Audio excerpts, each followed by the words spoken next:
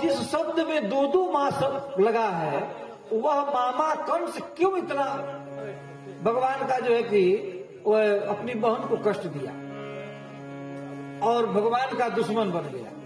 तो उन्होंने बताया, कहा कि प्रारब्धानुसार जिसका जो होता है वह भोगना पड़ता है, अब भोगेगा, क्योंकि जो आया है वो जाएगा और जो गया है वह कर्मानुसार पुनः आएगा यहाँ पर। इसलिए कर्म के भोग को सभी लोगों को भोगना है।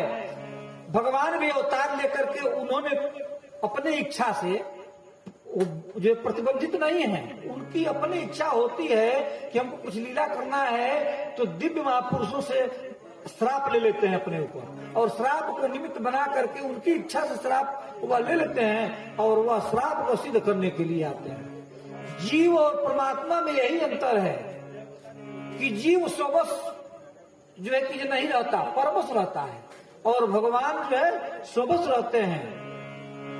परबस जीव स्वबस भगवंता। जो दूसरे के बस में रहे वह जीव है, और जो अपने बस में रहे वह शिव है। अर्थात परमात्मा जो है कि किसी के बस में नहीं रहते हैं, वह क्या है, तो स्वतंत्र है। लेकिन उन्होंने भी एक जगह पारतंत्रता अपना स्वीकार किया।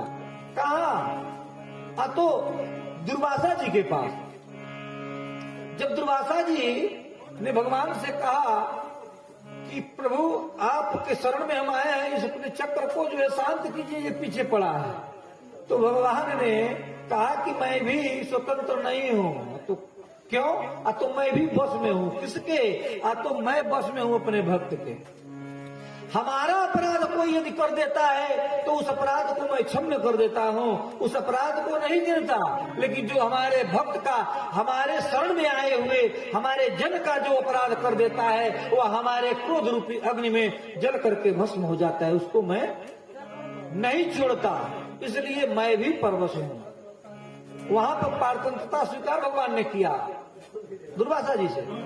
तो उन्होंने कहा कि ये मुझसे जो आप प्रार्थना कर रहे हैं, आप चले जाइए जिसका आपने अपराध किया है, जिसके अपराधी है वहां जाइए, और वो चाहेंगे तब चक्र शांत होंगे, क्योंकि चक्र की ड्यूटी हमने उनके लिए लगा दिया है। तो भगवान का स्वभाव बड़ा कृपामय है, कृपालु है, और उन्होंने ये मानव का शरीर कृपा करके दिया है। महाराज, हम लोगों को मानव का शरीर जो मिला है यह कर्म के अनुसार नहीं मिला है। लोग कहते हैं ना कि कर्म के अनुसार मिलता है, लेकिन कर्म के अनुसार हम लोगों का मानव का शरीर नहीं मिला है। कौन ऐसा पवित्र कर्म हम लोगों ने कर दिया कि मानव बनकर आए हैं? बताइए। मानव शरीर बनने के बाद जो कर्तव्य का निर्वाह करना चाहिए वो हम नहीं कर पा रहे हैं, जो भोजन करना चाहिए वो भोजन नहीं कर रहे हैं, जो कार्य करना चाहिए वो नहीं कर रहे हैं। तो कौन ऐसा हम पुण्य कर दे रहे हैं जो कि हम पुनः मानव बनेंगे? क्या गारंटी है? तो जब इस समय हमारे अपने कर्म पर ही हम लोगों को शंका है कि हम ठीक से नहीं कर पा रहे हैं, दोषपूर्ण हम लोगों का जीवन है, तो इसके पहले वाला जब याद ही नहीं है तो क्या कर, उस पर कौन सा गारंटी है? इसलिए भगवान ने यदि कभी भी जन्म दिया, मानव का मनुष्य बनाया, तो भगवान ने कृपा किया। इस बात को तुलसी बाबा ने मानस में लिखा कि कब हो कि करुणा करी